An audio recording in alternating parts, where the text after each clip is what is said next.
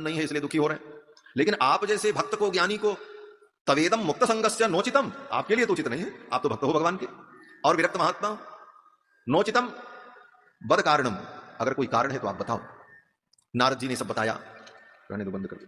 नारद जी ने बताया कि मैंने सर्वत्र भ्रमण किया, पृथ्वी पर आकर के अनेक तीर्थों में मैंने भ्रमण किया, लेकिन कहीं मुझे शांति नहीं मिली। पुष्करम च प्रयागम च काशीम गोदावरीम तथा, सर्वत्र हमने भ्रमण किया।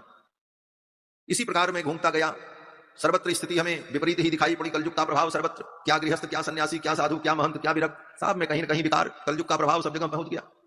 कोई उससे अछूता नहीं रहा, सबको कलयुग ने प्रभावित किया। नारद जी कहते हैं इसी प्रकार मैं घूमते घूमते वृंदावन पहुंचा।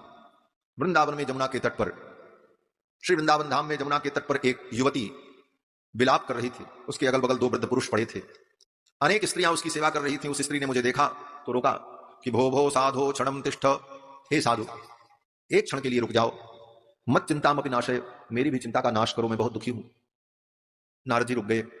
नारद जी कहते हैं मैंने उस देवी से पूछा आप कौन हो? तो उस देवी ने कहा अहम भक्ति रीति ख्याता, मैं भक्ति हूं। नारद जी ने कहा भक्ति? भक्ति महारानी ने कहा, नारद जी ने कहा मैं तो भक्ति को ही ढूंढ रहा हूं। आज मुझे वृंदावन धाम में भक्ति का साक्षात दर्शन हो गया। क्या संकेत है? बोले भक्ति का साक्षात दर्शन अगर कहीं होता है तो श्रीधाम वृंदावन में होता है, ये प्रेम की भूमि। भक्ति महारानी का साक्षात दर्शन देवर्षि नारद जी ने वृंदावन में ही। लेकिन भक्ति महारानी दुखी थी, रो रही थी।